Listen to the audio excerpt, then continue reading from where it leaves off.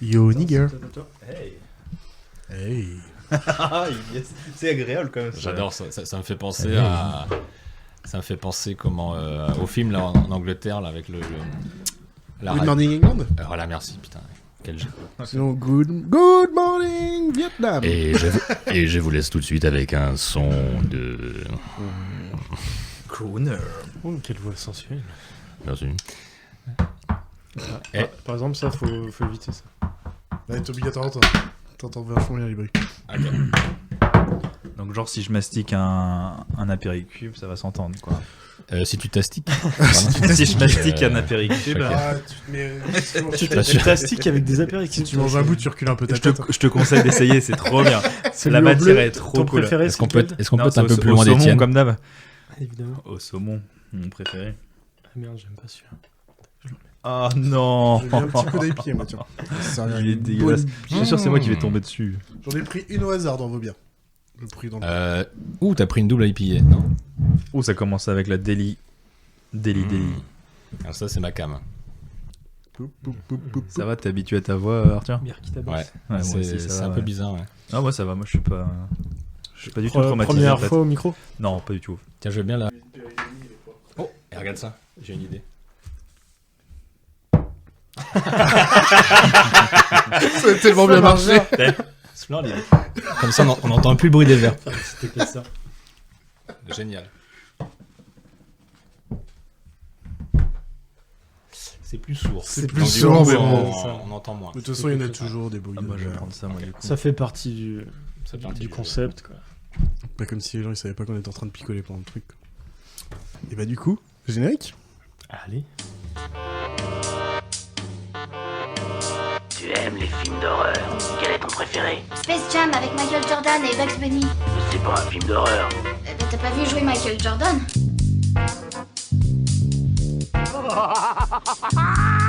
23-0. C'est la piquette, Jack. Tu sais pas jouer, Jack. T'es mauvais. Ils résisteront héroïquement pendant 9 jours. Ce film ne raconte pas leur histoire. Bonjour, bonjour. Bonjour, bonsoir. Bonjour Charlie, merci de nous accueillir. Ouais, bonjour. Bienvenue dans Raconte-moi ta pépite, deux invités, deux pépites cinématographiques et un co-host. On va les présenter, on va commencer par le co-host, Pépé. Bonjour. Donc, sexe, âge, ta bière préférée et un lieu pour faire du sexe fantasmé ou fait. Je suis donc un homme dans la trentaine. Bientôt la fin. Ouais. Et ma bière préférée, tout simplement, j'aime bien me faire une petite Guinness. Tout Une simple. petite Ouais, Guinness, bien, quand je sais pas, une petite Guinness. Ça fait Guinness toujours pression, bien sûr, pas en plaisir. canette. Hein. Évidemment. Servi en 2 fois évidemment. Hein. Bien sûr, pour les vrais. Avec un petit dessin de trèfle dans la mousse, s'il ça vous très plaît. bien. Ouais, ça, c'est D'accord. parfait. Et C'est étonnant que t'aies pas dit bite, d'ailleurs. Un trèfle raté, ça peut vite dégénérer. Et un lieu pour faire du sexe, j'y ai pensé très vite là, tout à l'heure, je me suis dit, j'aimerais beaucoup faire l'amour dans l'espace en combinaison avec Bruce Willis. Dans Cosmic Scene. Dans Cosmic Scene. C'est mon nouveau fantasme qui est apparu En combinaison, dernièrement. c'est un peu compliqué quand même, non? Bah ouais. Tu fais un petit trou dedans. Elles sont, Une en plastique, bicombinaison elles sont en plastique, les combinaisons dans Cosmic Scene. Donc, Ah bon, c'est- non, oui, c'est- Une combinaison pour deux. Ok. Ah, deux dedans. Ouais. Ouais. C'est mon nouveau rêve. Et du coup, le premier invité, c'est Étienne. Même question. Bonsoir, Sexe, bonsoir. âge, bière préférée et lieu pour faire du sexe fantasmé ou Alors, fait. je sais que Pépé l'avait déjà faite sur son cisgenre et compagnie. Mais moi, je suis un homme, voilà. J'ai 35 ans dans moins d'un mois. Daï. Ouais, dur, ouais. J'assume en tout cas, contrairement à Pépé. Et une petite bière préférée, moi, je vais rester local avec chez Aérofab, donc dans la périphérie de Nantes. Toutes celles qui font, elles sont très très bien, surtout quand il y a du houblon dedans. Ouais. Donc, brasserie, quoi. La brasserie Aérofab. Voilà, exactement. Ouais. J'ai le t-shirt là, si tu veux. Ok. Qui va faire sa pub, quoi. Voilà. Et sinon, c'était quoi la question lieu là, sur le cul de là sexe fantasmé de ou fait. sexe. Non, j'y ai pensé et je pensais vraiment à la position sexuelle qui était posée une fois, je pense Ouais. que tu l'avais lu la poser. J'avais pensé au bateau ivre, qui est une position et je me dis finalement un petit bateau Sur un bateau, sur un en petit faisant le bateau ivre. en faisant le bateau ivre et en étant ivre finalement. Ouais, Ouais. ah oui, c'est bien. La totale quoi. D'accord, tu piques ma réplique, c'est cool. Du coup, tiens, le dernier. Et du coup, Arthur. je vais en avoir deux. Ouais. Sexe, âge, bière préférée. Et tu peux nous expliquer ce que c'est que le bateau ivre? Non, contrairement à Étienne, mais. C'est quoi le j'imagine bateau que ivre, c'est, Étienne? Ça se fait à deux, voilà. C'est quoi, c'est tu Et- bois la gueule d'une meuf et tu. Non, le côté ivre, c'est libre. C'est que tu la mets sur toi et elle bouge dans tous les sens, c'est ça? Franchement, j'en sais rien en fait. Ah ouais, tu sais même pas. C'est juste que le nom est drôle. Voilà, exactement. Exactement. Ah, du coup, Arthur, c'est quoi les réponses à ces questions? Eh bien, Sexe, bonsoir âge. à tous. Encore une fois, merci de nous accueillir dans cette édition. Charlie. Ah ouais, toi. merci. Quelle lèche-boule, quelle bande de lèche-boule. Vous êtes géniaux. Donc, moi, j'ai homme Ouais. et je suis 32 ans. Oh, pas mal. Bientôt 33. Donc, Heureusement, on est de la même année, donc. c'est très précis. Mm. Et donc sur la position, sur le lieu, parce que c'était ça la question, Étienne. Le lieu, du coup, j'avais pensé à un petit bateau perdu. Tu peux venir avec moi, y a pas de souci. Sur le lac de Grandlieu? Plutôt au large, plutôt dans un lagon polynésien. Parce que elle préfère l'amour en mer. C'est juste une question. Sur un petit yacht à 2 millions, quoi, un truc Voilà. simple, quoi. Exactement. Donc tous les deux sur un bateau à regarder les étoiles et en me regardant moi dans les étoiles en combinaison. Ça peut faire un fantasme assez chelou, mais il y a de C'est l'idée, possible, ça peut se faire. ouais. Est-ce que Bruce Willis est encore là ou on Bien enlève, sûr, on ah enlève bon, ça oui, bah, Il obligé, reste, il est dans le bien sûr. délire. S'il n'y a pas Bruce Willis, c'est abusé, quoi. Il y a- Et ta bière préférée, tu nous as pas dit? Oui, pardon. Alors moi, je serais plus sur un style préféré, Ouais, bah. si ça ne te vas-y, dérange vas-y. pas, Charlie. Ça peut se détourner les questions. Alors, ce qu'on appelle des black IPA. Voilà, je Oh. sais pas si les auditeurs sont très friands de bière, mais ce sont des bières très houblonnées, avec aussi du caractère dans le malt. Et donc, c'est assez confidentiel pour le moment, mais je suis sûr que ça peut devenir une très très bonne tendance. Un peu comme les IPA aujourd'hui, quoi. T'aurais dû faire un raconte-moi ma pépite, mais de bière plutôt que de Ah oui, bah, avec nous, je pense. Mais Oui. Bien, mon film préféré, on commence. En plus, c'est même pas toi le premier. Donc. et c'est quoi, toi, Attends, Charlie je suis alors l'invité de l'invité. Ah, bah, moi, je réponds pas aux questions. Ah, tu réponds pas aux Ah, questions, ouais. tu fais que poser des questions. Ouais. Pour ça, je peux poser n'importe quelle question que je veux. Ouais, sans gêne. quoi. Ouais. Ok, d'accord. Pareil, tu préfères Pépé ou Charlie? Alors, jouer à ce jeu avec les gens, tu préfères une personne par rapport à une autre personne. Vous allez voir, vous allez avoir des belles discussions qui vont bien foutre la merde. C'est très long. Très long et gênant. Très gênant. Bon, on est quand même là pour parler de films. Ah oui, c'est vrai. Ouais. Après, on pourrait parler des heures. Ce serait peut-être pas intéressant après pour les autres, mais. Nous, on a de quoi boire pour des heures, donc on est bien. Ah, on va boit commencer... Ouais, on boit. Ah, ok. Commencer par le film d'Étienne et j'ai un petit jingle pour toi, Étienne. Ah, intéressant. Très private joke.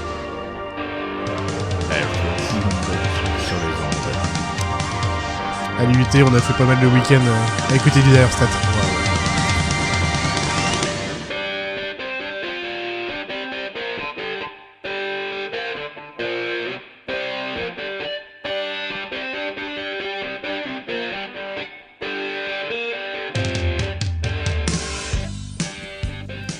Y a pas toute la chanson au bout d'un moment. J'aurais pu le tenir. Bah, je sais bien, on était bien. En tout cas, très belle dédicace. Je me rappelle de ces soirs, on attendait que tout le monde soit couché. Genre, Et- c'est bon, tout le monde est couché. Allez, Ouais. balance le d'ailleurs. Au revoir les grands mots de Dire Stat. C'est un trop. La même discussion chaque week-end. Bravo. Et donc, du coup, c'est un lien avec le film ou non? C'était Non, l'intro c'est l'intro un du film jingle, d'Étienne. L'intro du film d'Étienne, voilà. d'accord. Voilà. Du coup, d'ailleurs, Étienne, est-ce que t'as ta petite phrase pour mal expliquer ton film pour que les deux autres essaient de deviner? Alors exactement, c'est l'histoire d'un capitaine, de son peut-être fils et de leur équipage qui navigue les mers en soif de vengeance. Peter Pan. Damn it. Il a tout. Il est trop fort. Il tue le gars d'entrée. Alors, ça a pas l'air de vous avoir fait... Un capitaine de son peut-être De son- fils. Et de son peut-être fils. Il n'est pas capitaine de son fils, il est le père de son... ou peut-être père de son peut-être fils. Enfin, c'est... non mais si ça va dans un sens, ça va dans l'autre. Il va falloir la refaire parce que j'ai pas tout C'est l'histoire d'un capitaine de navire, hein, on est d'accord. Capitaine, pardon. Capitaine Articule, ouais. de son peut-être fils et de leur équipage qui navigue les mers en soif de vengeance. Ça fait très très nanar comme ça, on est d'accord. C'est vrai que c'est ça qui est drôle. Capitaine... Peut-être fils. Les gars, Le film sur Cousteau, peut-être. Oh, tu j'ai t'approches pas mal. Indice sonore. Indice sonore. Ah bah, C'est un truc de 2 minutes où ça Indice donne des sonore, indices s'il sur vous le plaît, film à fond. Ça explique limite le film. Ok. allez.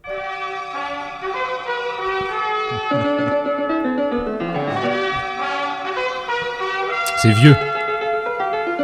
Ça vient pas du film, hein, bien sûr. La référence le est vieille. commandant Cousteau. Vous n'imaginez pas comme cet homme a pu me faire rêver. Et je pense d'ailleurs pas être tout seul.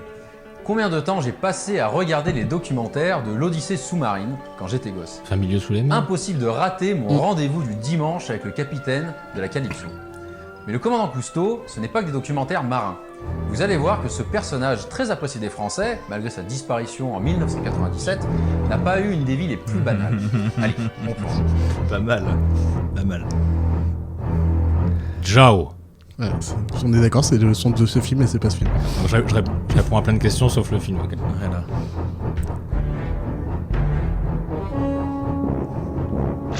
Réduisez. Aussi, je peux réduire. Qu'ils viennent lui tripatouiller cette chiasse.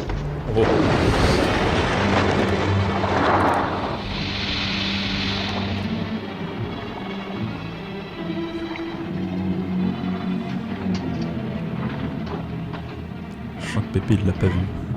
Il nous faudrait un plus gros bateau.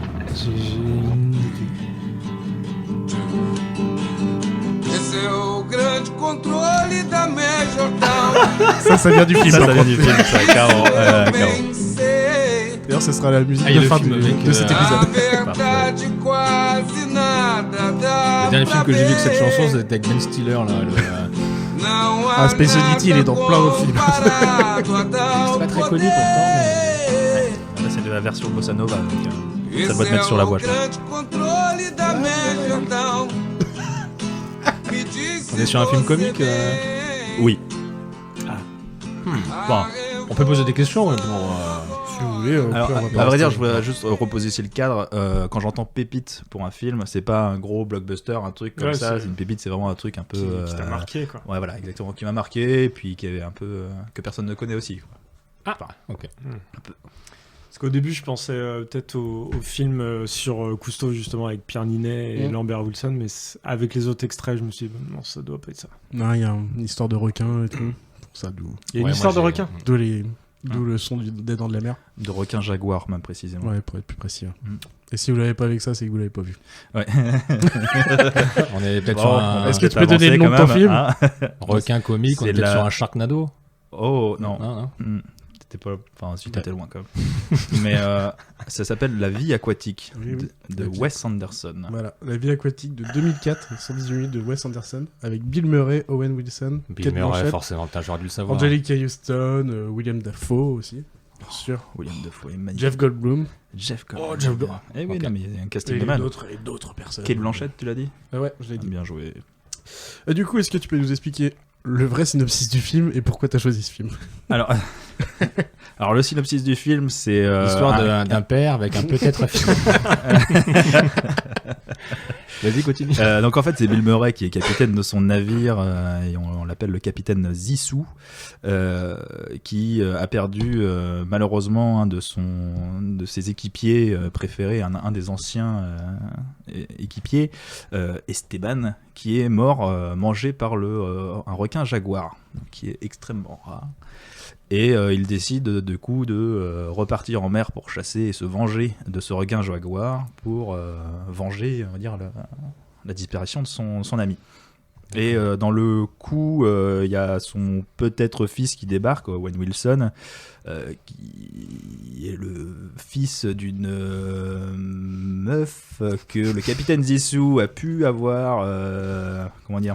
Bon, clairement, il l'a pécho. ça, Il bien l'a sûr, pécho, merci, j'ai le droit de dire ça à la radio. ouais, Ok, tu peux y d'accord. aller. Il l'a pécho 30 ans avant, le gars il a 30 ans, enfin bref, donc c'est peut-être son fils. Ah, ok. Et donc il embarque aussi également sur le navire, et à côté de ça, bah, voilà, c'est tout un équipage et toute une aventure sur les mers qui se lance.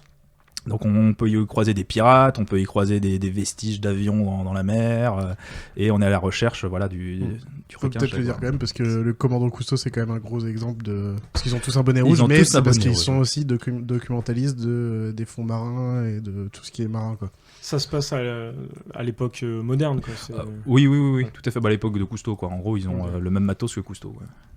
Ils ont aussi le petit Nautilus qui peut plonger sous l'eau. Enfin bref. Ouais, Écoute, moi je ne l'ai pas vu. C'est clairement un exemple Je ne l'ai pas vu. Cousteau Moi non dans plus. ce film. Ils ont copié plein de trucs. Ils ont bien pompé Cousteau. Ouais. Ouais. Clairement. Ok. Pourquoi ce film? Alors en fait j'ai vraiment eu du mal au tout début de trouver vraiment un film qui me correspondait bien, une grosse pépite, sachant que j'adore les frères Cohen, j'adore aussi Tim Burton, et je trouve que finalement c'est un peu l'assemblage des deux, où on va retrouver un peu d'imaginaire de Tim Burton, un peu la poésie, un petit peu voilà, des choses qui sont complètement irréelles, typiquement un requin jaguar, enfin, et vraiment dans le grain de l'image et vraiment même de l'aventure. Et également, on va retrouver un peu des frères Cohen sur les discussions qu'ils ont entre eux, des scènes vraiment absurdes, où vraiment ils se regardent, enfin, voilà, il y a aucun sens des fois, et c'est ça qui en est drôle. Donc voilà, c'était vraiment Ah bah les dialogues, bah, en même temps c'est Wes Anderson, enfin pour ceux qui connaissent pas tous ces films, les dialogues ils ont ni queue ni tête, quoi, enfin clairement des fois, enfin tu te demandes comment on fait pour avancer dans l'histoire, même finalité. Exactement, c'est clair. Mais pourtant ça avance, c'est logique, hein, mais... C'est clair. C'est clair. Donc en plus, il est bien porté par un gros Bill Murray qui est vraiment encore Bill exceptionnel. Murray, Donc lui, on peut rien dire de toute façon Bill, sur lui, il est trop fort, quoi. Il y a un casting qui est assez dingue derrière, voilà, comme tu disais, avec un William Dafoe qui est particulièrement. William Dafoe là-dedans, il est drôle, il est bien, magnifique. Ah, il est bien, ouais. En tant que Klaus, un bon Allemand comme ça, bien. Ça change du bouffon vert dans Ouais, bah c'est. Il fait bien le bouffon, par contre. C'est pas le même bouffon, mais ouais, c'est bon, pour moi, c'est celui qui amène vraiment le côté vraiment un peu comique en plus, quoi. Donc voilà, c'est un tout. Il y a de la poésie, il y a de l'humour, il y a beaucoup d'absurde quand même. Donc là, faut vraiment aimer, on va dire, le style un peu absurde. T'as une photographie qui est assez dingue, enfin sur les plans, c'est du Wes Anderson. Bah ouais, parce que Wes Anderson c'est de la couleur, et aussi c'est beaucoup de symétrie. Et symétrie, dans plein de trucs, dire, dans le Grand Budapest Hotel, je trouve que c'est là où c'est encore plus fort, mais Ouais. et là t'as plein de trucs, dès que t'as un truc où t'as un cadre derrière, t'en as un de chaque côté, dès que t'as une porte, t'en as une de chaque côté, enfin t'as toujours une symétrie dans les... Enfin la plupart du temps plutôt. Complètement. C'est un maniaque. Ah ouais, un peu là-dessus, il a un gros problème. Et il y a ce côté un peu aussi très couleur, enfin voilà, ça en pète un peu les yeux, donc c'est voilà. Ça se passe toujours, c'est un huis clos sur le bateau ou ça... Non, tu ça voyages commence un peu dans un cinéma où Ah oui. il fait une projection de son film, qui est un navet total, et ensuite ils repartent à l'attaque et sur la navigation. Donc non, c'est pas du tout un huis clos. Après, les animations qui sont faites donc d'un requin jaguar, c'est plutôt, on va dire, du papier mâché. Enfin, c'est des trucs un petit peu. Ouais, c'est fait exprès ça, quand quoi. même. Hein, c'est limite du dessin animé. C'est pas du dessin animé, mais c'est de l'animation, on va dire, sur certains points. Mais c'est ce qui est complètement voulu par le. De toute façon, C'est tous ce les qui est animaux voulu, qu'on quoi. peut voir, c'est vraiment du stop motion. Enfin, c'est Tout à vraiment fait, exactement. créé. Enfin, ils avaient des peintres et tout. Mais... Ouais. Il y a un exemple, c'est les crabes corail, quoi. Les trucs qui sont Ouais, super c'est trop bien, colorés ouais. et C'est tout. trop mignon, Enfin, ouais. c'est vraiment. Ça n'existe pas, ça. Jamais. Parce que c'est du rouge blanc, mais ça sort fort, quoi. C'est pas. Complètement, ouais. Tous les animaux, ils ont un peu des couleurs toujours très fortes. Tout à fait. Donc vraiment, voilà, c'est un ensemble de tout. Pourquoi j'ai choisi ce film-là, et en plus il est très très méconnu, et je pense qu'il gagnerait à être plus connu. Eh ben, effectivement, je ne l'ai pas vu et je suis un peu déçu. Je vais m'y mettre pas demain. Parce que, Maintenant, on arrête tout. Allez, Ah, on voilà. arrête, on va le voir. Non, je mets Cosmic Sin d'abord. Ah oui, on va regarder non, ça, non, ça. non. Une dinguerie. C'est quelle année d'ailleurs? J'ai pas 2004. entendu. 2004. 2004. Après, le grain de l'image fait penser que justement, comme tu disais, ça paraît un peu plus vieux. J'avoue qu'il voilà, il paraît un peu plus vieux que 2004. Mais pour le coup, Mais je pense les que Wes c'était Anderson, il y en exprès a aussi, pas quoi. mal. C'est même dès C'est qu'il y a des exprès, objets techniques, technologiques, c'est des vieux trucs, alors que pourtant ça fait des trucs de dingue. Ouais. Je sais pas, des radars et tout, tu vois, ça fait vraiment le vieux truc des années 60, 70. Il aime bien le côté vintage. Ouais. Il est complètement là-dedans, quoi. Mais ce Ouais, ce qui donne la petite particularité du film. Mais... Je voulais mettre une petite palme aussi sur Jeff Goldblum aussi, Jeff qui est- Goldblum, qui est oui. très très bien dans ce film-là. Ouais. On apprécie, ouais. Donc vraiment, il y a toute une panoplie de stars qui est vraiment vu trop bien. Le casting, ça a l'air fou. Quand même. Et ça.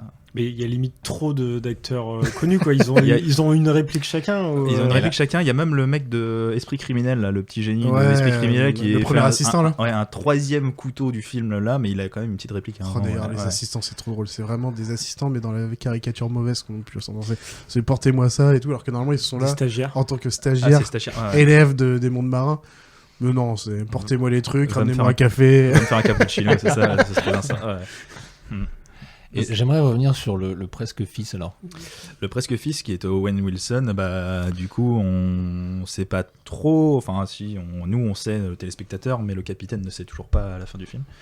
Si, ouais. C'est toujours un petit mystère, est-ce que c'est vraiment son fils, est-ce que c'est pas son fils? On sait même mais pas, en fait il a fait l'amour avec une dame qui est la mère de ce Owen Wilson, Ned, mais sauf que ça s'est passé il y a 30 ans, Owen Wilson a 29 ans. Enfin, tout correspond. Donc, lui, il le prend pour son fils, mais il n'y a pas de test de paternité qui prouve l'officialité. Owen Wilson, c'est le blond. Mais il est dans tous les Wes Anderson. Lui, il est dans quasiment dans beaucoup de Wes Anderson. Heureusement d'ailleurs, parce que sinon, heureusement que Wes Anderson lui file des bons rôles, parce que sinon, c'est du 40 ans toujours puceau ou des trucs comme ça. Et il peut pas trop s'exprimer sur ce genre de truc, quoi. Alors il était dans la dernière série Loki où il jouait très très bien. Il avait vraiment sa place. Pourtant, c'est un bon acteur, mais qui a fait plein de films pas ouf. Et ta pépite a l'air de sortir du lot. Mais heureusement que Wes Anderson est là pour l'aider à lui donner des bons rôles, quoi. Ouais, clairement. Enfin, des rôles, quoi, tout simplement. Parce que les autres, c'est. Mais je sais pas, il y a plein de trucs. C'est les scènes de tir. Les mecs, ils sont en face à face, ils tirent, ils se touchent même pas. Enfin, tu sais, c'est que des trucs débiles comme ça. C'est vraiment de l'absurde. C'est ça, c'est vraiment de l'absurde. C'est genre, la scène de combat, en fait, c'est pas, on va pas durer 3 heures sur une scène de combat, donc on la fait rapide, limite on avance rapide. Ouais, c'est limite ça, ouais. Et vraiment, genre, personne se touche. Ouais, c'est pas là le but du film, quoi. Donc, bon. Ok. Pour le coup, Bill Murray qui joue le capitaine, il joue vraiment un capitaine connard, un peu à la Cousteau. On sait que Cousteau était pas connu pour être sympa. Exactement. On n'a pas trop de compassion pour lui, en fait, en vrai, pendant tout le film, quoi. Non. Même à la fin, t'étais... même pas plus que ça, non, quoi. Rien, en fait. Non, j'avoue, ouais. C'est impressionnant. Mais pourtant, tu regardes le film et... T'en as pour les autres, mais pour lui, beaucoup. Enfin, pas du tout, en fait. Ouais, je suis d'accord avec toi. Pour Willem Dafoe, pour Klaus, par contre, t'en as beaucoup. T'as beaucoup de compassion pour Klaus. Quand il a son nom sur son drapeau, là, franchement, c'est magnifique. Ah, putain. Et Kate Blanchett là-dedans, qu'est-ce qu'elle donne? Alors, elle a quel âge d'ailleurs en 2004? C'est une journaliste en fait. Elle joue le rôle d'une journaliste qui vient faire un article sur le capitaine Zissou et de son équipage. Et du coup, elle est invitée à bord et faire le voyage avec eux, quoi. Elle est enceinte. Elle arrive enceinte, voilà. Donc elle accouche sur le bateau. Ah, elle a quoi? Non, elle accouche. Il y a pas de ça. Non, elle est mère de son peut-être fils. C'est les feux de l'amour. En fait. Voilà. On est à peu près dans le même délire. Elle a ken avec un gars. Il y a peu de chances que le gars il dise que c'est son fils. On est à peu près. Mais il y a une sorte d'analogie quand même à un moment avec le capitaine Zissou qui n'a pas déclaré son fils en fait parce qu'il était au courant. Enfin bref, voilà, il y a plein de trucs comme ça qui fait qu'il y a peut-être une analogie entre les deux justement. Ok. Bah en tout cas, pour ceux qui aiment Wes Anderson et qui l'ont pas vu, il faut clairement y aller. Parce que vous allez dans les délires. Ça, c'est sûr. Si on aime Wes Anderson, il faut y aller, ouais. Après, pour un premier Wes Anderson pour quelqu'un, je sais pas si c'est le plus facile. Non, on est d'accord là-dessus. Il y a peut-être plus facile, ouais. Grande Budapest Hotel, pardon, possiblement. Peut-être Mr. Fox. Mr. Fox, ouais. Petit le chien, oui, peut-être le chien. Je sais pas si vous avez vu le French Dispatch, par contre, le dernier. Non, je l'ai pas vu. Moi, je l'ai pas vu. French Dispatch. Non. Le dernier, là. Pareil, avec une tripotée d'acteurs. Bon, chaque fois, il est toujours bien entouré, j'avoue, ouais. En tout cas, ça pue la culture. On a chacun sorti un petit film de il y a À bord du Darjeeling aussi, Limited, avec Adrian Brody. Et même, on en a parlé nous par message, mais la famille Tenenbaum, j'ai jamais vu encore. J'ai jamais vu non plus aussi, et justement, ça m'intrigue pas mal. C'est un peu ce qui l'a vraiment lancé dans le grand bain. Donc. Pour le coup, ça, je l'ai pas vu non plus. Et il me semble que c'est les 3 frères Wilson, qui sont vraiment frères. Ah, c'est possible. Mais il faut que je. Non, faut vérifier. 3 frères, j'ai vu. Mais... 3 frères, j'ai vu. T'as vu les 3 frères 2 ou pas? Oui. Tu l'as vu? Ah, je l'ai pas vu. Et les 3 frères aux Amériques, vous l'avez vu? Quoi? Non, ça, c'est les visiteurs. C'est les visiteurs aux Amériques. Et les 3 frères Sim. J'ai pas tout vu. Et pour info, le requin jaguar, d'après ce qu'ils ont dit, il fait donc 25 mètres de long. Et il peserait 68 kilos. Donc c'est quand même un beau morceau. C'est la maquette, ça? Ouais. C'est la maquette qui donne ça. Mais quand tu parce qu'on le voit quand même. Parce qu'il y a une maquette taille réelle. Ouais. Bah oui, ils ont fait. C'est pas des petits. Tous les animaux que tu vois, ils ont fait des maquettes en taille réelle qu'ils ont filmé, quoi. Ça donne un aspect un peu papier mâché comme tu l'as dit, mais ça donne vraiment un petit effet sympa. Complètement. Et Bill Murray a passé son diplôme aussi de plongée pour le film. Ouais, pour le film. Il a fait plus de 40 heures de plongée. Il y a des scènes de plongée parce qu'il était obligé, parce que sinon ça aurait été un peu con, mais ouais. Parce qu'en fait, il plonge pour vraiment buter le requin, quoi. C'est ça. Je vais pas t'expliquer la fin, mais à un moment, c'est vrai. C'est quand même des navigateurs, donc à des moments, ils plongent. Voilà.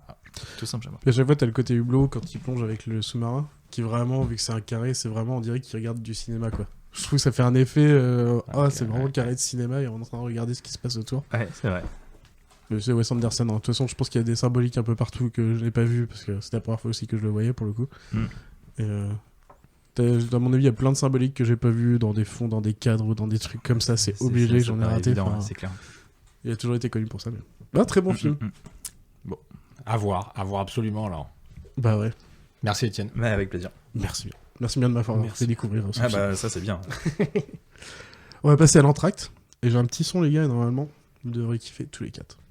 Je compte dedans. Ok, d'accord. Ding ding dong. Et là tout bascule. Étienne, descends de cette table. Descends de cette table.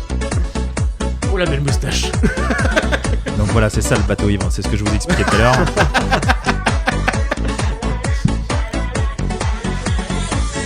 Oh, you touch my tra-la-la.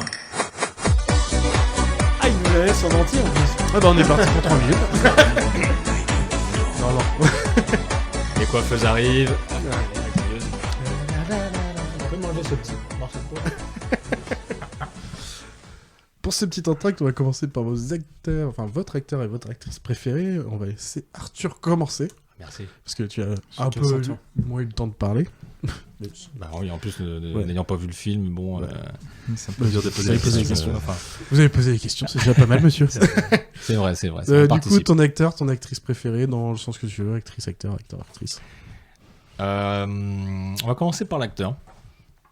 J'ai choisi, je le dis direct. Hein. Oh, vas-y, pas de... Eh bien, j'ai pas de mystère tout le temps. J'ai choisi Jim Carrey. Ah, très bon choix. J'ai choisi Jim Carrey parce que c'est c'est un choix très personnel, forcément. T'es pas le premier à choisir Jim Carrey. Mais à la fois très connu. Pépé avait choisi Jim Carrey. Très connu. C'est beau. Et je trouve que le regard dans les yeux de Pépé. Je trouve qu'il est pas assez, on va dire, apprécié à sa juste valeur. Il est à la fois connu pour ses rôles très comiques, très drôles, un peu absurdes. Mais quand on creuse vraiment le personnage, on se rend compte que c'est un pur génie en fait du cinéma et de la comédie. Quoi. Il a lancé sa carrière avec l'absurde, mais derrière il a fait ses preuves. Exactement, ouais.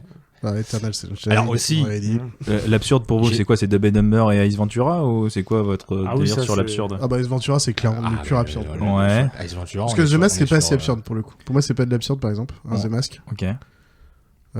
Pour moi, Dumb and Dumber et Ace Ventura, on est vraiment sur de l'absurde, quoi. Enfin... Et d'ailleurs, c'est mes premiers films que j'ai vus quand j'étais ado, qui ont un peu influencé mes comédies un petit peu. C'est pour ça que t'es un peu con aussi. En tout cas, je te conseille vraiment de pas re-regarder Dumb and Dumber.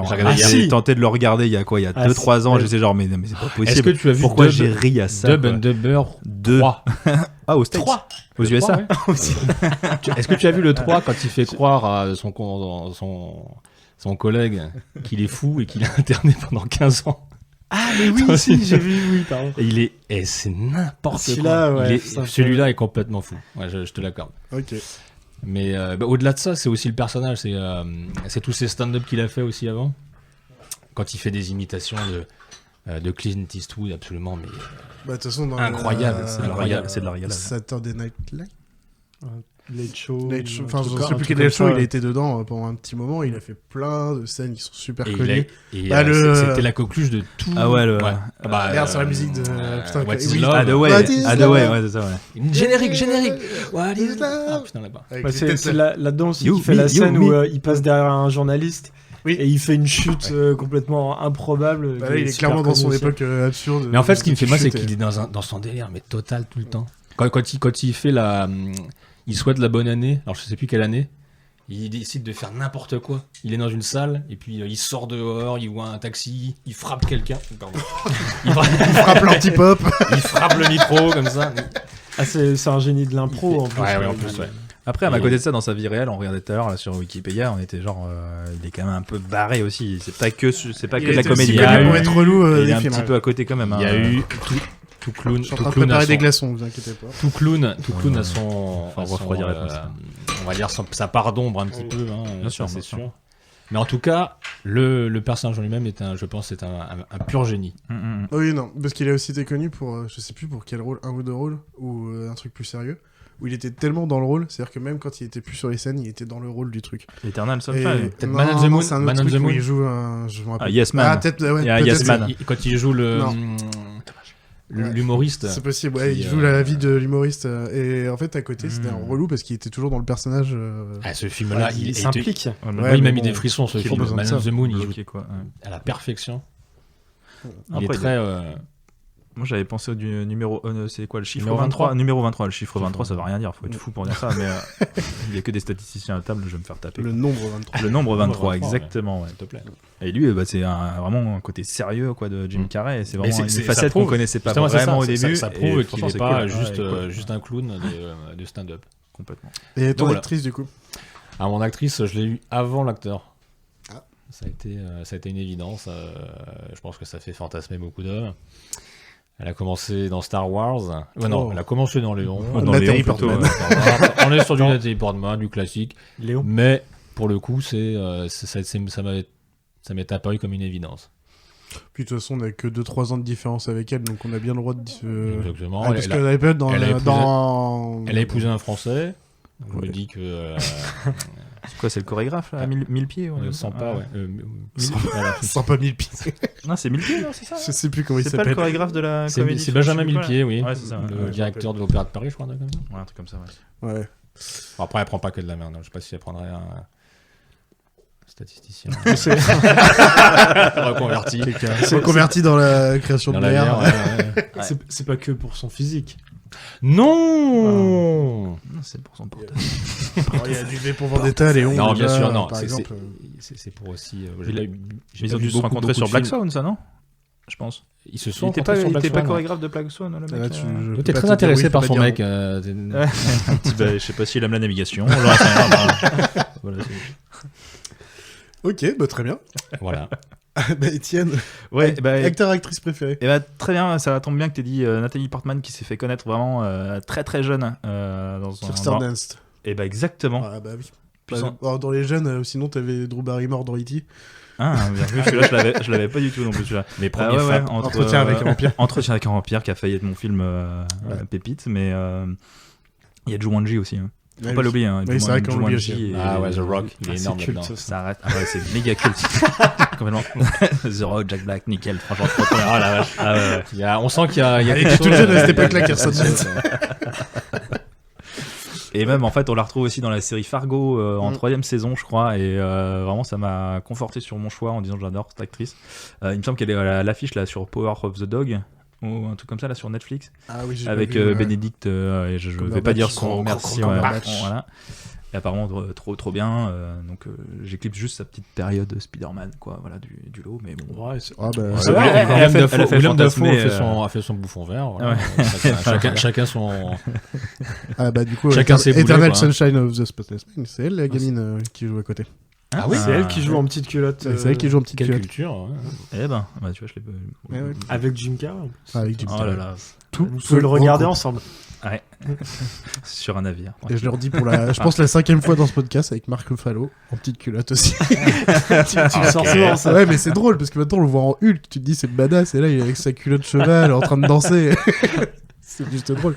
C'est assez marrant les premiers films, les premiers films assez jeunes des là, Kirsten Dunst avec Entretien avec un vampire, on peut dire qu'elle a envoyé du lourd, comme Nathalie Portman avec Léon. Ça, c'était du costaud. En premier film, les gamines. D'accord.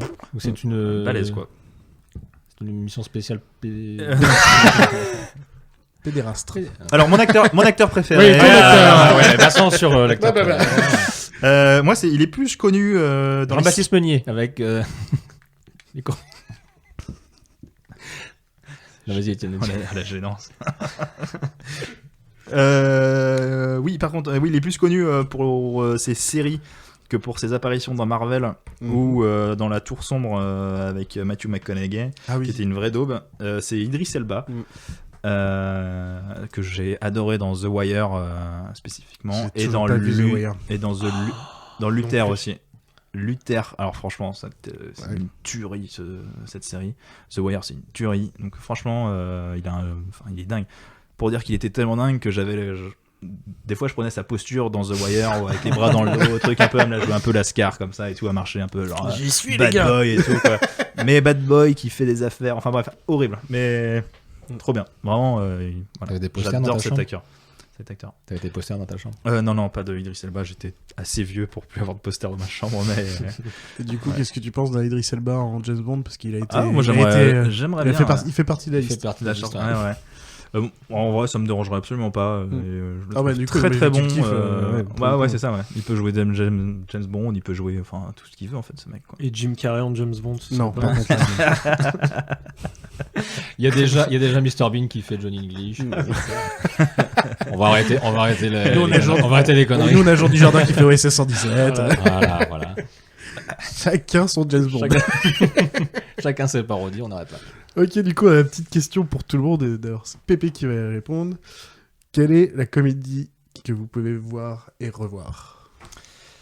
Eh bien, ça va être Cosmic Sin. Une dinguerie. Le running gag. Non, ça va être du Jim Carrey, moi, et Food Irene, j'adore. On en parlait, on pas dans la voiture. On en parlait sur le navire tout à l'heure. Sur la voiture. Dans la voiture, pardon. Food Irene, il me fait rire à chaque fois. Et puis là, en plus, c'est du grand Jim Carrey qui fait l'imbécile, qui fait les grimaces, mais qui fait aussi le gars simple et fragile. Un petit peu de sentiment, il a deux jeux d'acteurs dans ce film-là, et puis les blagues, c'est un génie. Ça vole pas très haut les blagues, mais Jim Carrey, il en fait quelque chose de génial. Et ça, je comprends. De toute façon, ce film est super. Donc, moi, je suis resté sur un truc un poil plus récent, mais sur Astérix Obélix, Mission Cléopâtre. À chaque fois que je le revois, chaque vanne me fait toujours marrer. Il y a une vanne toutes les 30 secondes. C'est J'avoue que ça a été un peu un tournant un petit peu dans la comédie française. Je me rappelle. La première fois qu'on l'a vu, on dit mais que c'était. Ouais, mais c'est-à-dire qu'il n'y a plus rien eu derrière, c'est ça que tu veux dire, quoi? C'est ça le tournant? Non, il y a eu Astérix aux États-Unis. En termes d'humour, là on est vraiment sur du Alain Chabat. Et en plus, c'est vraiment l'époque où nous on est à fond. Du coup, je sais plus quelle année, mais dans les débuts des années 2000. Donc nous on avait 12, 13, 15 ans, ça dépend pour qui. Déjà 35. Et en plus t'as les jeunes humoristes, plus les nuls, plus les Robin des Bois, les un peu plus vieux déjà pour l'époque, quoi. Ouais. Donc c'est un beau melting pot. T'as toute une nouvelle génération de... Et puis le rythme aussi, ça n'avait jamais été fait, c'est vachement coupé. Mais en fait, c'est hyper coupé, mais à la fois il y a un truc, il y a un fil rouge, il y a un scénar, quoi. Ouais, complètement.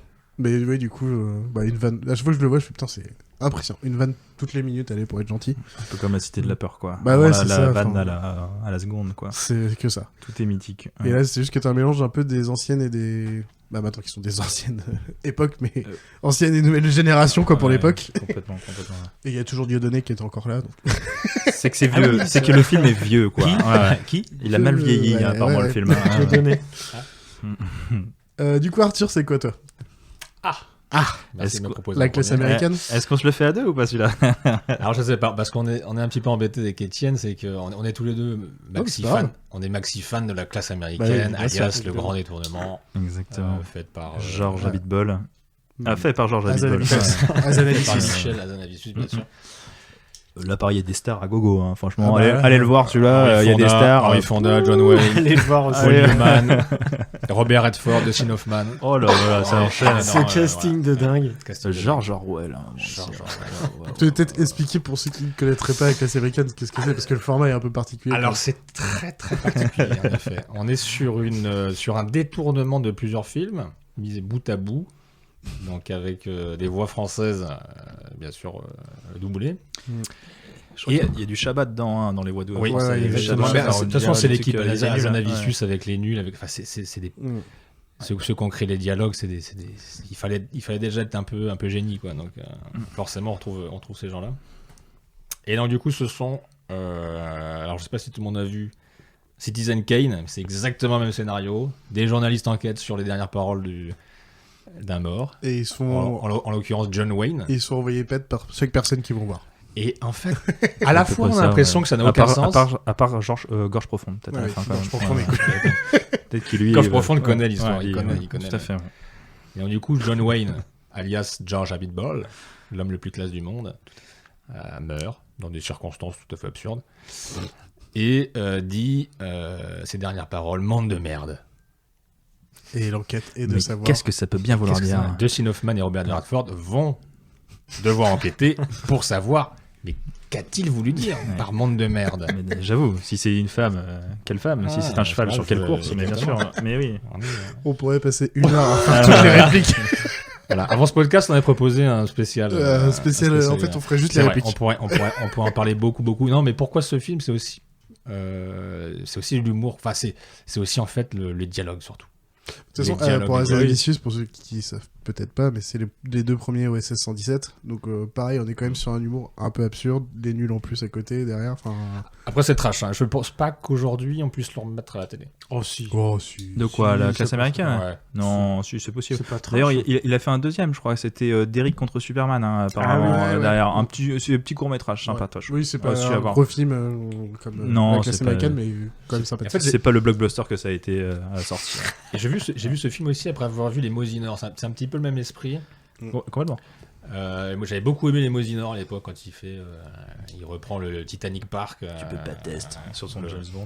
Respire. Je trouve que ça ressemble surtout beaucoup à Message avec caractère informatif. C'est un mélange des deux. C'est clairement un mélange des deux. Du coup, quand je vois je sais pas si vous avez vu À la recherche de l'ultrasex. Non. C'est une pépite du détournement fait par ceux qui ont fait Message avec Par caractère contre, informatif. ils ont détourné des films porno de l'époque qu'ils ont redoublés. Pour le coup, c'est le même concept que la classe américaine, mais que avec des pornos des années 70. Eh ben, on va voir ça. Et ça te fait une pépite. T'as ça en stock, Charlie? Il est dur à trouver, j'ai le DVD. Oh, ok. Bon, du coup, Étienne, c'était la classe américaine. Oui, alors j'ai plusieurs raisons qui sont. Donc, c'est plein de morceaux de films en fait qui sont assemblés les uns après les. Ah, ok. Et il n'y a même pas de bateau. Oh, ça commence sur un bateau. Ça commence sur un bateau. Enfin, V12. V12 appelle le capitaine Jean Bibol. On est reparti. Oui, bien sûr. Est-ce que vous êtes capable de dire combien de fois vous l'avez vu? Non. Plus que 30. Plus que ton âge. Il y avait une époque où on faisait des premiers de lance de 4-5 jours avec des potes et on le voyait au moins 3 fois dans ce temps-là. Il y a une époque, j'avais calculé, je pouvais citer les 41 premières minutes par cœur. Mais réellement par cœur. C'était flippant. Non, mais c'était hyper flippant. Il a repiqué son année d'IUT, hein, mais par contre... Bonjour Redman. C'est clair. Ok, bon, on aura parlé de la classe américaine. Voilà, ça c'est cool. C'est toujours agréable. Moi, il était obligé de déplacer celui-là. Bah ouais, je comprends, mais ça me va très bien. Du coup, on va pouvoir passer au film d'Arthur. Et j'ai un petit jingle pour toi et je pense que ça va vous faire plaisir à nous tous. Steven. Énorme. Tu vas pas me croire, j'ai plus mal au bide, je suis guéri. Par contre, on ne peut plus rentrer dans les chiottes, il y en a partout. Merde, allez.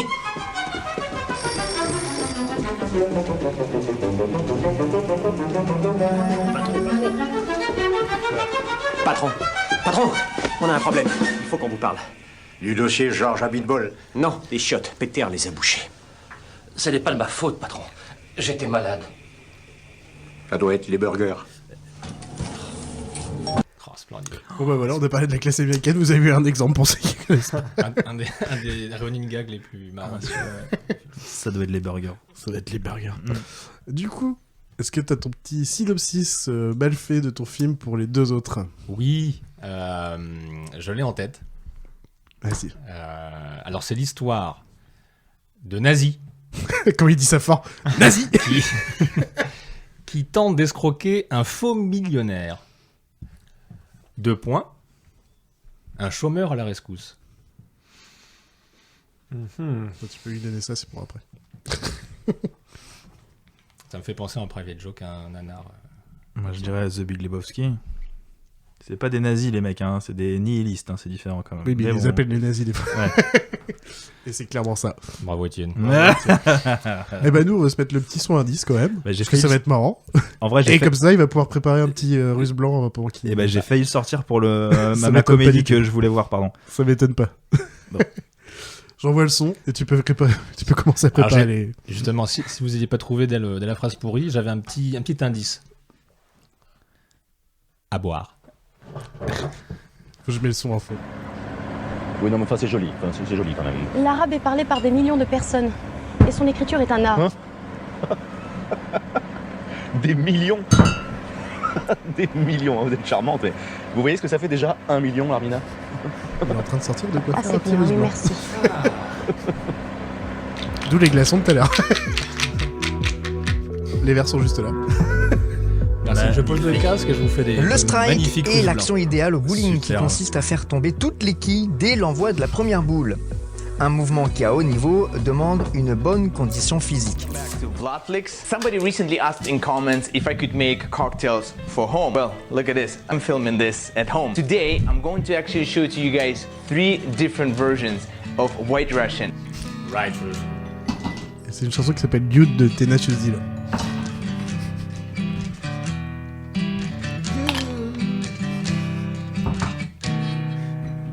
Pas The Duke. Dude, I totally miss you. Non, c'est Dude. I really fucking miss you. En anglais, c'est Dude. En français, on l'appelle le Duc. All the time. Dude, I totally miss you. The things we did together. Tu connais Tenacious D un petit peu Sugarman, non? C'est Jack Black qui chante. Totally miss the Tenacious D, c'est Jack Black. special times and honestly. Il a fait un film, une comédie musicale qui est n'importe la voix. Je me rappelle plus comment ça s'appelle. Faut tenir Tenacious D, tout simplement. Dude, I totally miss you. I totally miss you. Dude, I totally miss you all the time. Il a une belle voix, le petit Jack Black. Hein. Il est très bon chanteur. Ah ouais, il est bon. Je suis en train de faire des doses à peu près correctes. Hein. Oui, bon, de toute façon, on savait très bien qu'on était foutus. Je vais juste donner quand même les caractéristiques de ce film en attendant que Monsieur Etienne revienne de pisser, comme ça on va le garder bien sur le truc. Ça c'était le son de la bouteille du Kahlua. Oui, donc dans un White Russian, vous avez des glaçons, bien sûr, de la vodka, du Kahlua et du lait. Et donc The Big Lebowski, d'ailleurs en québécois je l'ai gardé parce que d'habitude je le dis pas, mais c'est Erreur sur la personne, ça s'appelle.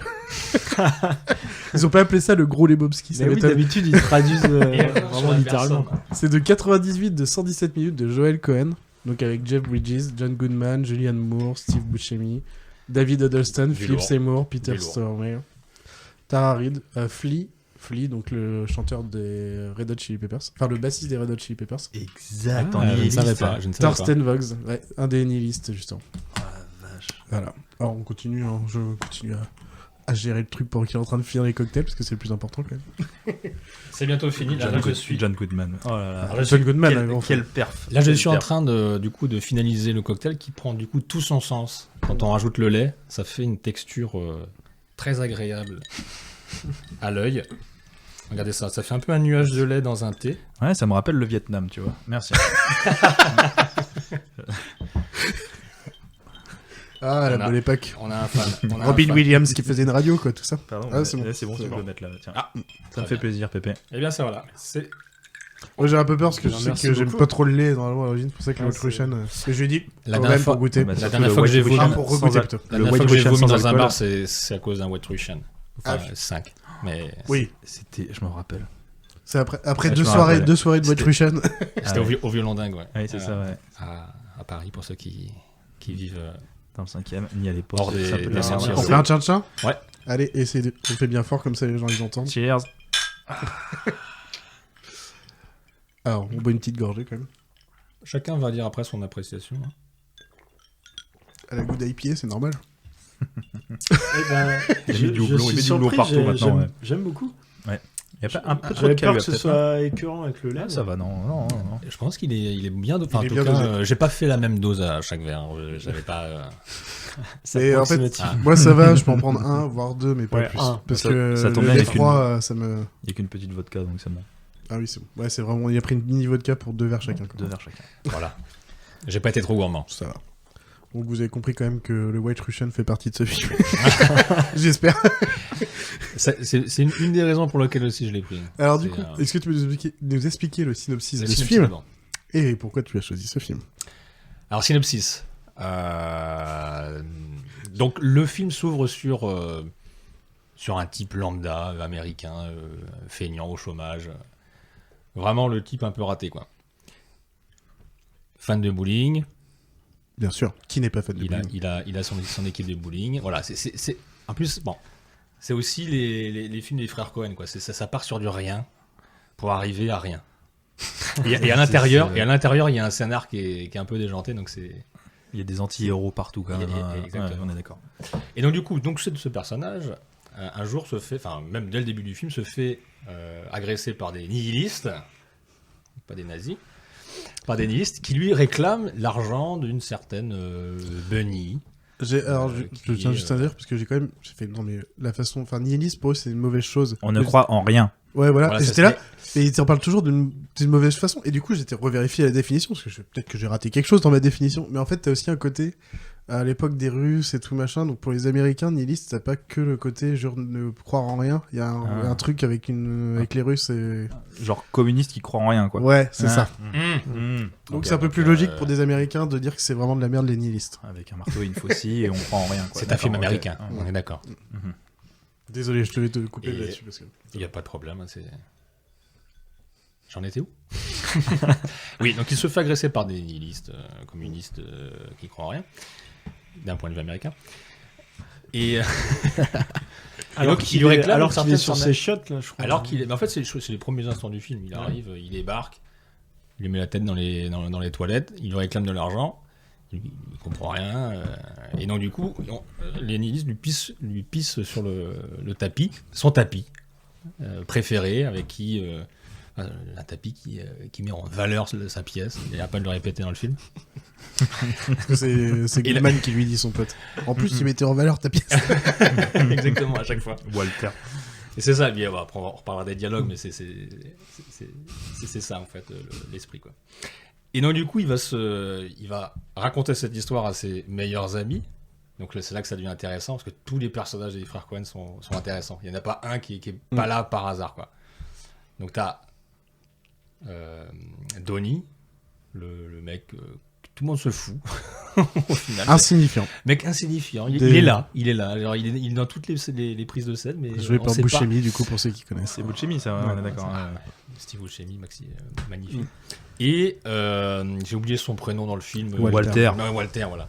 Et Walter, l'ancien, le vétéran de la guerre du Vietnam qui n'a... Juif vétéran, s'il te plaît, parce que c'est un peu intéressant. Juif parce qu'il a épousé sa femme. Ouais. Il divorçait depuis 5 ans.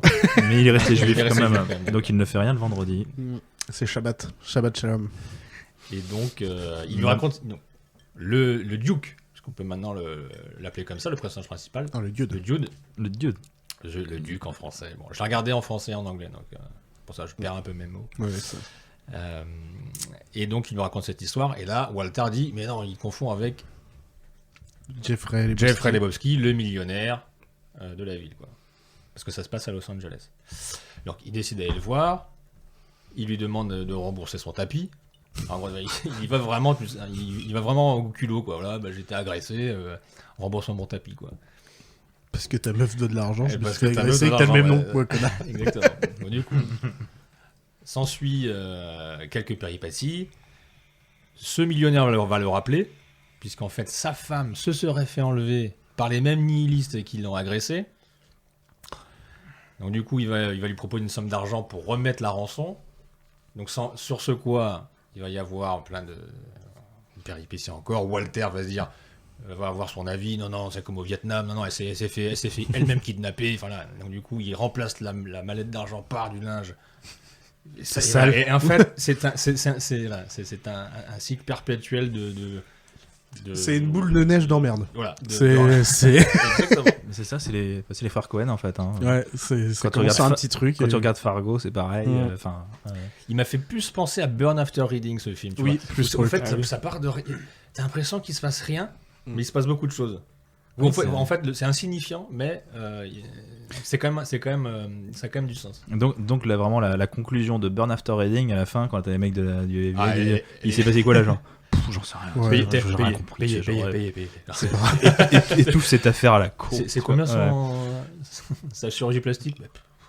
C'est ça. Moi, je pense que le plus gros problème pour le personnage principal, c'est est-ce qu'ils vont gagner ou pas le championnat de bowling, quoi. Parce que c'est quand même un des axes. Il y a 3 choses importantes dans le film. C'est le bowling.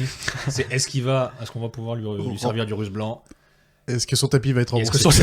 Est-ce que son tapis va être remboursé? Et bon, on a oublié Julianne Moore, mais bon là, c'est la fille du millionnaire qui va à un moment donné le convoquer aussi, parce que en fait, le million de rançon n'est pas en fait la fortune de son père, mais appartient à une association privée. Qu'est-ce qu'en fait, on s'aperçoit qu'en fait, il n'est pas du tout millionnaire, c'est que sa fille qui a sa fortune. Voilà. Ouais, tu viens de m'apprendre un truc, tu vois. Alors je l'ai vu 50 fois, mais à chaque fois c'est tellement absurde que je mets tous ces trucs-là. J'ai vu 15 fois, dont avant-hier. Donc c'est frais dans ta tête. Clairement, pour niquer juste une scène, après avoir Ken pour procréer un gamin, mais ils sont fous du père. Elle lui explique ça. Non, mais il a pas de thune, mon père. Avec de la peinture nue, c'est ça, non? Non, ça c'est après. C'est après, autant pour moi, pardon. Il faut que je le revoie là. Et c'est ensuite qu'il rencontre un producteur de porno. Il y a des choses un peu absurdes dans ce film. De toute façon, c'est ça. Lui, il est d'ailleurs, truc de dingue, il est sur tous les plans. Il n'y a aucun plan où il n'est pas, ou alors c'est juste parce qu'il est en train de quelqu'un lui discute avec lui, mais sinon il est présent tout le temps. Dans toutes les scènes, il est là. Les scènes, le Dude est présent sur toutes les scènes. Ah, c'est énorme. Il va. Donc pas tout le temps à l'écran, parce que c'est juste des fois t'as la caméra qui est sur l'autre, mais voilà, quand il est en train de parler au personnage ou quelque chose comme ça, il est partout. Ah, c'est énorme, j'avais jamais fait gaffe. Pareil, ouais. Et pareil, petit truc, à Donnie, il lui parle qu'une seule fois en direct. le Dude ou le Dude. Oui, parce que Walter lui fait ta gueule. Walter, il dit toujours ta gueule. Dès qu'il il comprend rien aux scènes, mais de quoi vous parlez? De quel million vous parlez? De quel million qu'il faut rendre à qui? Mais Dude, il a le même nom que toi, non? Il fait beaucoup il fait beaucoup de peine. Ah, comment? Le million de... C'est marrant ce que tu dis, parce que du coup, moi je l'ai vu il y a très longtemps le film, et je me souviens juste que le Dude, il est un peu spectateur dans tout ça, il est pas du tout moteur de ce qui se passe. Il est pas si spectateur, parce que j'avais la même idée que toi aussi, de ce que je me rappelle. Il est pas si spectateur. En fait, il se laisse vivre. C'est juste qu'il se laisse embarquer, quoi. C'est une ode à la fainéantise. C'est pas lui qui déclenche les galères. Tiens, on vient de piquer. Non, c'est pas lui qui déclenche, c'est Walter qui déclenche. On vient de pisser sur mon tapis, j'allais voir ça, ensuite, j'ai de l'argent, vas-y, on va le faire. Mais il se laisse embarquer par un fou qui est Walter, qui revient du Vietnam, qui est complètement fou. Meilleur personnage du film pour moi. Il se fait... Et de loin. Je pense aussi. Il se fait embarquer par les ministres, tu vois, genre qui va à un moment donné lui couper les couilles en lui mettant une belette dans sa baignoire. Scène assez choquante pour le jeune public. Et voilà, ouais. En fait, c'est ça. C'est un peu l'ode à la fainéantise. La nonchalance. La nonchalance, c'est la nonchalance totale. Comme ils disent en anglais, c'est lazy. Donc c'est plus, c'est lazy. On n'a pas vraiment fainéantise, quoi. Fainéantise, nonchalance, entre les deux, on n'a pas vraiment le mot en français. Pour le coup. On en a deux. Ouais, tu mets un mix des deux. Ouais. Et c'est le mec est-ce qu'il se change dans le film? Si, en fait. Il a pas tout le temps son pull. Non, mais il est toujours. C'est un peignoir, là, quand il fait ses courses en peignoir. Ses shorts, il est toujours sur des trucs larges. Il est mal fringué, ouais. Avec ses sandales, avec ses babouches. Son propriétaire, j'aime beaucoup aussi son propriétaire. Salut Dude, ça va? Son spectacle est magnifique.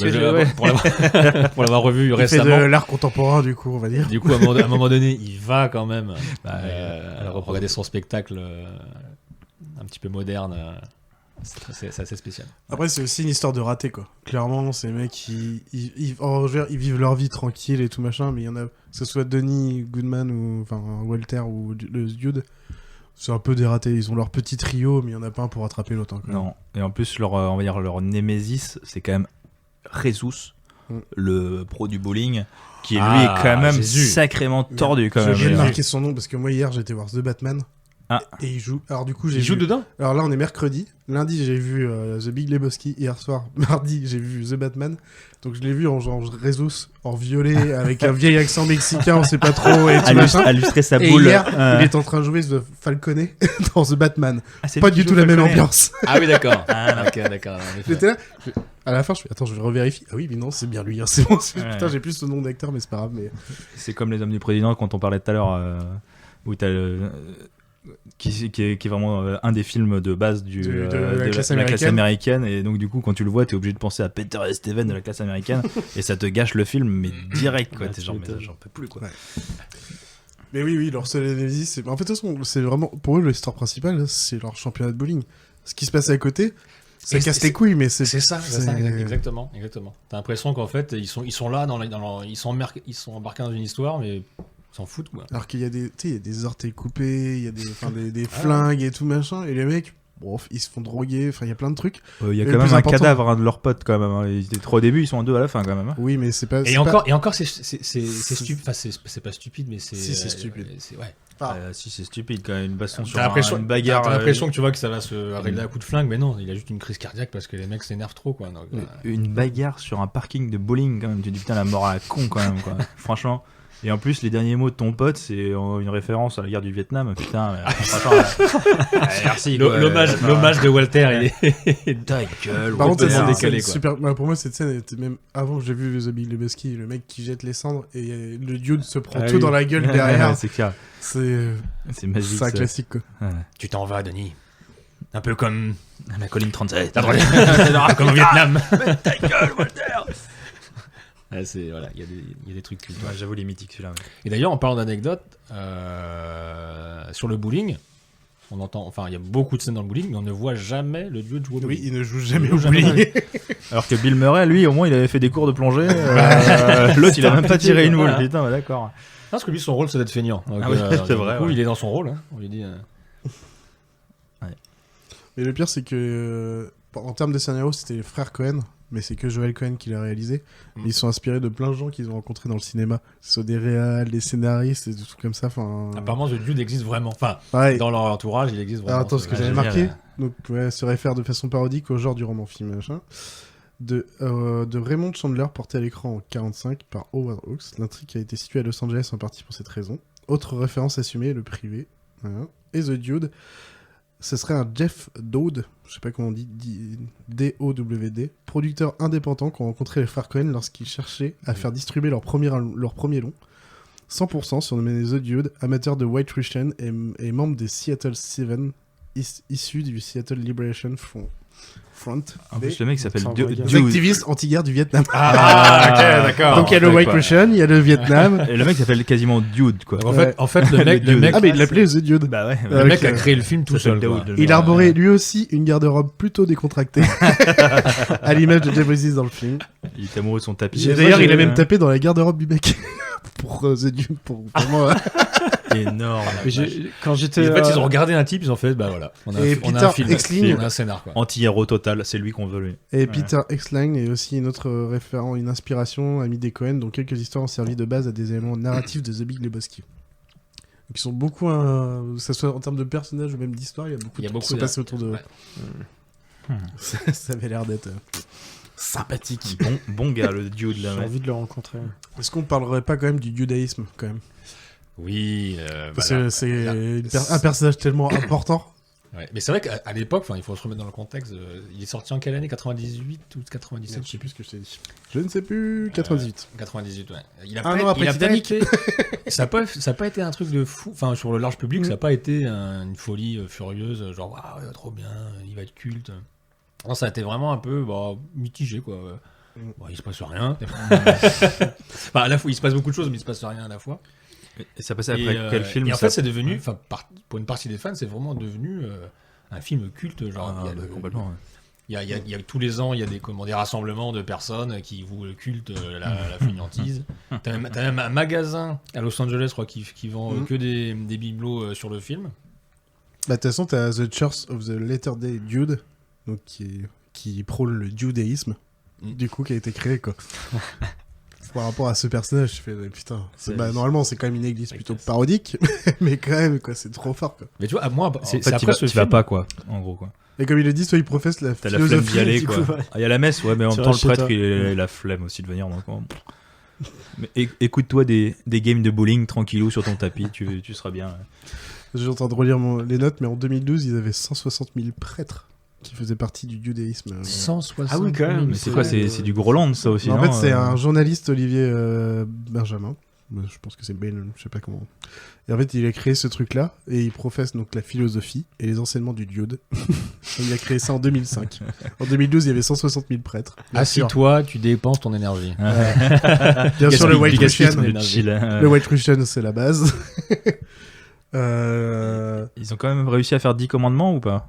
Oui, ils ont arrêté à 7 parce que la flemme, quoi. Enfin, en faire 10, ouais, je suis à 7, c'est mort. Ça, j'avais pas tout relu, mais oui, d'ailleurs, il y a une version porno de Big Oui, Lebowski créée en 2010. Voilà, j'allais en parler, voilà, exactement. Il faut y aller. Hein, Big Lebowski, .xxx. C'est quoi? C'est faire l'amour sur un tapis? C'est quoi? Alors, non, la flemme. Attendez, j'ai le nom du C'est avec des quilles et des boules de bowling, il y a des trucs chelous. Avec cette parodie classée X, les amateurs de bowling vont enfin comprendre ce que signifie vraiment jouer avec ses boules. Waouh! Ah ouais, quand même, ouais. Ah ouais. Là, par contre, de côté, justement, on disait qu'il est un peu passé à côté, mais par contre, maintenant, c'est devenu classique. J'ai un truc, le dieu de top, comme il disait. Le Entertainment Weekly a classé le film 34e de son top 50 des films cultes en 2003. Waouh! Quand même. Le dieu dans le personnage en lui-même est numéro 14 sur la liste des 100 meilleurs personnages fictifs des 20 dernières années en 2010, par le magazine britannique Empire. Et 43e place dans sa liste des 500 meilleurs films de tous les temps. Ouh, c'est propre. Quand même, costaud. Donc ouais, comme quoi il est vraiment devenu culte, mais le film et le personnage aussi. Ouais. En vrai, il passait après quoi, The Big Lebowski? Il était après O Brother ou un truc comme ça, là? Fargo, je crois que c'est juste après Fargo et avant O Brother. Ah, et avant O Brother. Bah, t'es sûr de ça? Ouais. Fargo, c'est si vieux que ça? C'est pas les années 2000, Fargo? J'ai cherché juste avant de m'asseoir, on cherchait pas. Oh. Ah oui, d'accord. Bon bah oui. Ok, donc du coup c'était un succès de fou. Fargo, c'était un truc de fou, et donc du coup c'est pour ça, je pense qu'il y avait peut-être un peu de frustration, pas un peu de frustration, mais un peu de déception. On peut en parler des heures aussi. O Brother, c'est terrible. Fargo, on pourra en parler des heures aussi. Steve Buscemi, encore une fois. On fera une spéciale. On peut faire des frères Cohen, parce que moi j'en parlais aussi tout à l'heure. On fera Wes Anderson. Après on fera. Des films avec un bateau dedans. Tous les films à bateau. Un bateau dedans. Oh, ça va être long les films à bateau. Est-ce qu'il y a d'autres choses à dire? Franchement, c'est un film culte. C'est clairement, si vous aimez les Cohen, faut y aller à fond. C'est ça, bah oui. Tous ceux qui n'ont pas vu ce film, si vous l'avez fait. Ouais, posez-vous et détendez-vous. En fait, faut se rattraper parce que sinon vous avez la honte, quoi, si vous l'avez pas vu, quoi. Faut se poser, faut se détendre. Et c'est aussi un bon film pour découvrir le Russe blanc qu'on est en train de finir pour certains. Gentiment, ouais. Non, mais c'est vraiment ce film qui m'a. Et d'ailleurs, ce cocktail a eu un vrai regain juste après ce film, comme il disait. Bah oui, dans une petite dépêche que j'ai lue. Bah oui, logique. Et voilà, c'est trop mal ça. Jingle. Ouais, c'est la musique de fin, mais elle commence tout doucement au début. Donc. C'est la musique que j'ai mis tout à l'heure de Space Oddity, du coup, de la vie aquatique. Mais oui, on l'a pas dit parce qu'il y a donc Sue George, c'est le nom de l'acteur. Ok. Donc c'est un des le seul black de l'équipage. Et tu le vois juste jouer à la guitare et faire du David Bowie en portugais. Tout le temps pendant tout le film. Il fait que ça. Est-ce qu'il meurt en premier dans le film? Non. Non, il y a. Ah non, c'est Esteban le premier. C'est Esteban le premier mort. C'est l'ami d'enfance. Mais oui, et c'est validé par David Bowie. Ah bah tu m'étonnes. Parce que c'est même marqué dans le générique de fin. Ouais, merci à David. Complètement. Classe. Mais en même temps, c'est pas si mal en vrai. Que refuser à Wes Anderson. Petite guitare-voix en portugais de Space Oddity. Je sais pas vous, mais moi le heureusement il passe très bien. Bah, il est fini pour moi. Si ça peut répondre à ta question. Ok, d'accord. Je vais repasser sympa, au mais blanc. En deuxième, je crois pas. Écœurant un peu, c'est comme les yaourts maison, quoi. Les yaourts ratés.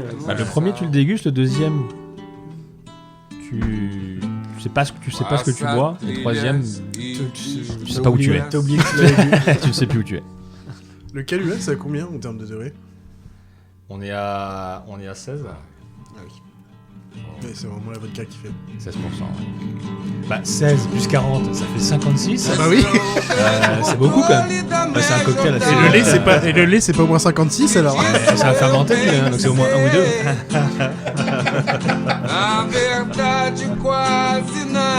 Allez, je retire nos voix. Ciao les gens. Ciao. Allez, ciao. Ciao. Não há nada comparado a tal poder. Esse é o grande controle da Manhattan. Me diz se você vem. A revolução agora que vai bem. espaço pra você aqui no trem. Sair para um mundo que te faz bem, de bom humor. Vamos para o sul, vida nova, céu azul.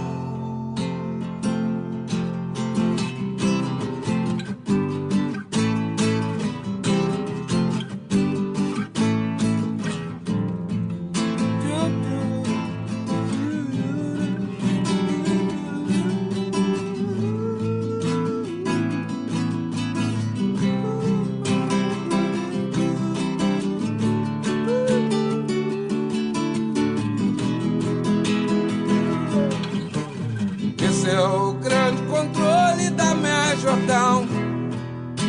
Me diz se você vem. A revolução agora que vai bem. Tem espaço pra você